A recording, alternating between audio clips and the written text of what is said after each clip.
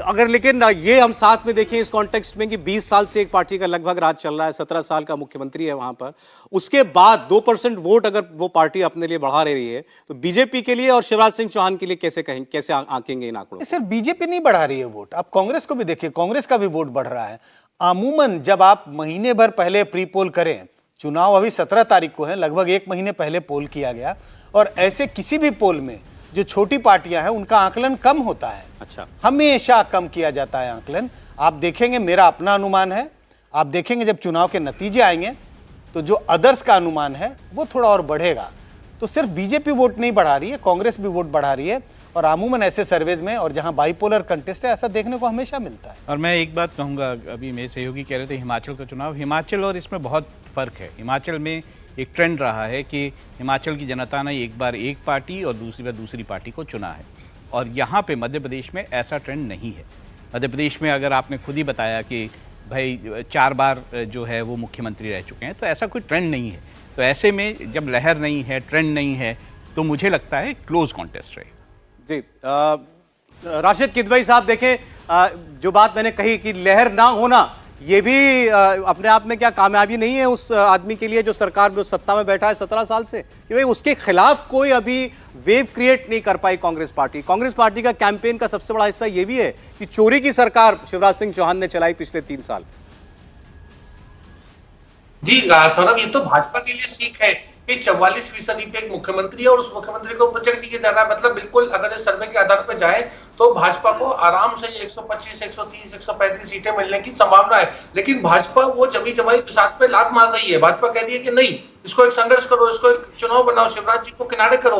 तो ये ऐसी रणनीति देखिए, ये कुछ सर्वे और जो भाजपा की रणनीति है वो बिल्कुल मेल नहीं खाती। इसीलिए मुझे लगता है कि यहाँ कुछ जरूर एक ऐसी चीज है जिसको हम चीज को कैप्चर नहीं कर पा रहे, और परिणाम बताएंगे 3 दिसंबर को जो है सारी बातें सामने आ जाएंगी। आप ये कह रहे हैं कि इस सर्वे का एक सीख ये है बीजेपी के लिए कि खुलकर शिवराज सिंह चौहान के नाम पर वोट मांगने चाहिए तो बेहतर करेगी। हर्षवर्धन जी, नहीं, मुझे लगता है क्यों आंखों में पट्टी बांधे हुए भाजपा? क्या भाजपा को पता नहीं है कि शिवराज जी इतने लोकप्रिय है, 44% वो है, आराम से वो चुनाव जीत सकते हैं। ठीक है, क्या वजह है कि भाजपा ने जो था मंत्रियों को मैदान में उतारा, वो सारे मंत्री तो मुख्यमंत्री बनेंगे। देखिए इस सर्वे के नतीजों की रोशनी में आपकी बात बिल्कुल, राशिद साहब, बिल्कुल सही लगती है।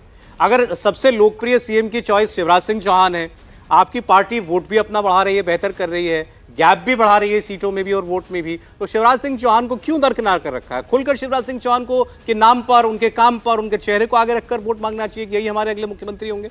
नहीं, मुझे लगता है कि भाजपा की रणनीतिक गलती है।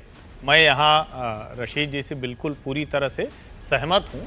और 2018 का जो चुनाव हुआ, बहुत जिसको कहें कि एकदम अचानक 2 ऐसी घटनाएं हो गई थी जो अभी शायद संजय जी ने कहा कि अनहोनी हो जाए। मंदसौर हो गया था, किसानों पर गोली चल गई थी। एक SC ST का मामला था, वो सरकारी कर्मचारियों में एक सपाक्स जो है वो बड़ा रैली करने लगा था और शिवराज जी ने एक जगह कह दिया था कौन माई का लाल आरक्षण छीन सकता है। तो ऐसी घटनाएं हो गई थी। उसके बाद से आप देखिए शिवराज सिंह चौहान ने अपने आप को एक, जिसको कहते हैं ना, एकोमोडेट करना, सिचुएशन के लिहाज से खुद को बदलना, वो उन्होंने किया। दूसरा, केंद्रीय नेतृत्व ने जिन लोगों पर प्रयास किया वो सब के सब असफल साबित हुए, और बीच में 2 बड़ी कोशिश हुई भारतीय जनता पार्टी के केंद्रीय नेतृत्व की कि शिवराज चौहान को हटाकर दूसरा मुख्यमंत्री लाए।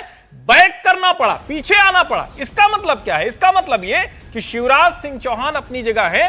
आपको अगर लगता भी है तो या तो आपने पहले से ही पूरी तरह से हटा दिया होता। मेरा यह मानना है कि भारतीय जनता पार्टी को लोकसभा चुनाव तक शिवराज सिंह चौहान के अलावा कोई और चेहरा देने की स्थिति नहीं बनती दिख रही। और थोड़ा मजबूती से आते, मोदी जी का नाम होता, मोदी जी के साथ शिवराज जी लगे होते तो शायद ज्यादा बेहतर प्रभाव पड़ता। और मैं ये मानता हूं 125, 130 जो राशिद जी कह रहे हैं वही सही आंकड़ा होने जा रहा है। राहुल जी, क्या अभी भी 1 महीना है बीजेपी को खुलकर बैक करना चाहिए शिवराज चौहान? मैं ये कहता हूं कि हमें एक बहुत ही बड़ी नेता मध्य प्रदेश की, उनका बयान देखना चाहिए, उमा भारती का।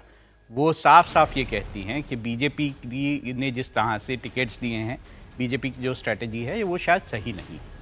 तो इससे भी एक हमें संकेत मिलते हैं कि बीजेपी जो है, अगर वो शिवराज सिंह चौहान को आगे नहीं बढ़ाती है, उनके नाम पर चुनाव नहीं लड़ती है, उनको कहीं साइडलाइन करने की कोशिश आगे भी करती है, तो उसको नुकसान उठाना पड़ सकता है।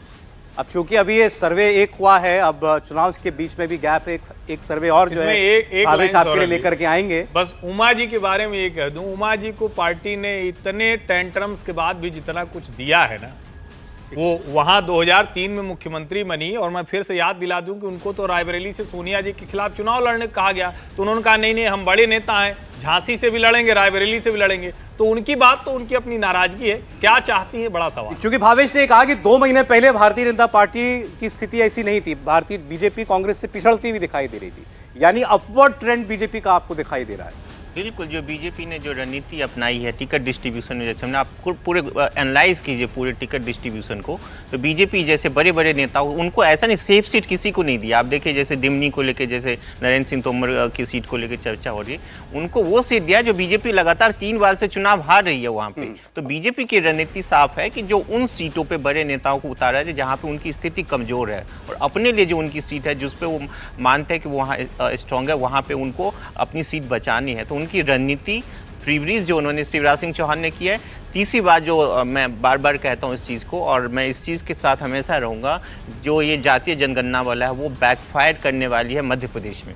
इस चीज़ को मैं अंडरलाइन करता हूँ, मैं अंडरलाइन करता हूँ इस चीज़। ये सर्वे था हमारा और CNX का, जिसका नतीजा आपने देखा कि बीजेपी अपने दम पर सरकार बना सकती है भारतीय जनता मध्य प्रदेश में एक बार फिर।